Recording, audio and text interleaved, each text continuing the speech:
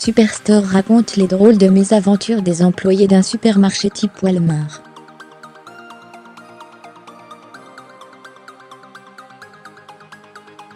La série a été créée par un des scénaristes de The Office, Justin Spitzer.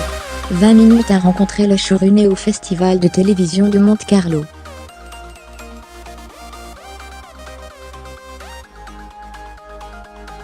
The Office chez Carrefour, Superstore, diffusé ce samedi à 19h sur Comedy+, raconte les drôles de mésaventures des employés de l'enseigne fictive Clou 9, un supermarché à l'américaine façon Walmart.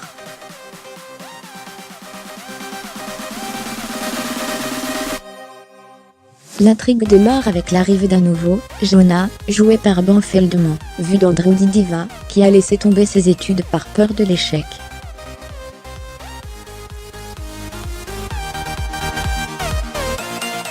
Au cœur de la série, sa relation, qu'on imagine vite romantique, avec Amy, campée par America Ferrara, l'inoubliable Glee Betty, réduite à bosser chez Clou 9 depuis 10 ans, parce qu'elle est tombée enceinte jeune.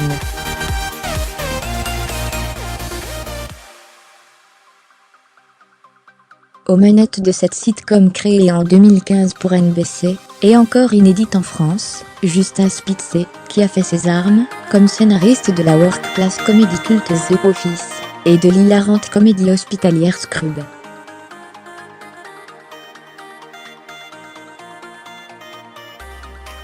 Les moments de magie dans un supermarché Superstore parlent d'un groupe d'employés, dans une grande surface américaine typique, mais la série aurait pu parler de n'importe quel employé qui bosse dans un endroit inintéressant, a confié Justin Spitzer à 20 minutes lors de la 57e édition du festival de télévision de Monte-Carlo.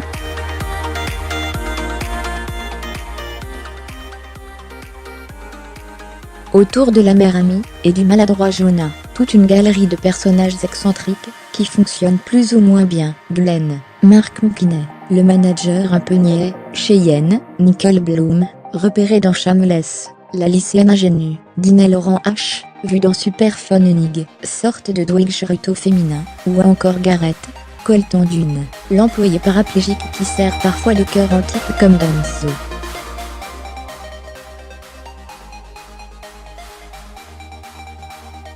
Superstore montre comment on peut trouver des moments de fun, de beauté, de connexion dans cet univers.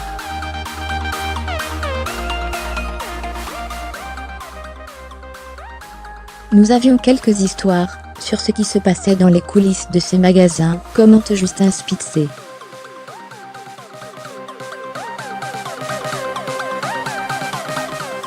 L'envers du décor du rêve américain, l'action de la première saison se passe essentiellement au sein de l'enseigne.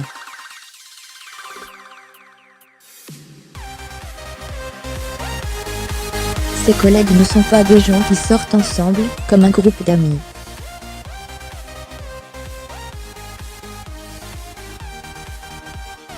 On essaye de se demander s'il y a quelque chose de vrai entre eux, et pas juste un contrat artificiel qui leur dit de bien s'entendre.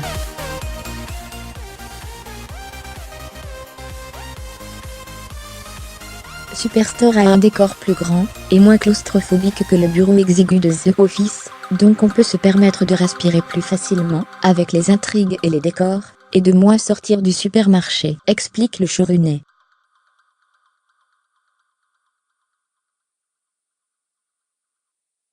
Au-delà des coulisses d'un supermarché, la série montre l'envers du décor du rêve et du consumérisme américain.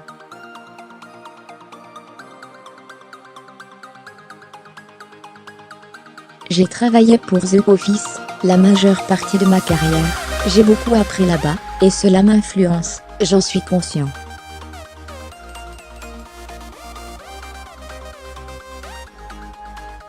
Les employés de Dunder Mifflin travaillent dans un job que la plupart d'entre eux apprécient en dehors de leur patron.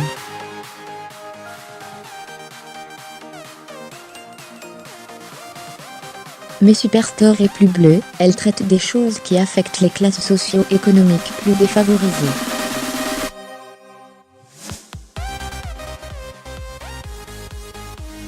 Il y a une dimension sociale dans Superstore concernant la dureté du monde du travail.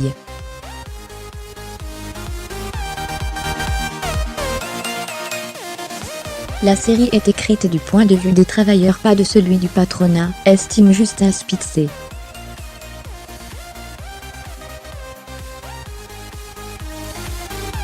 En surface, la déconnade, en sous-texte, le mal-être des personnages. Superstore est moins à pleurer de rire que The Office, à cause de quelques aspects un peu cheesy. On pense plus au humour de Chic, sauf quand la sitcom ose être méchante.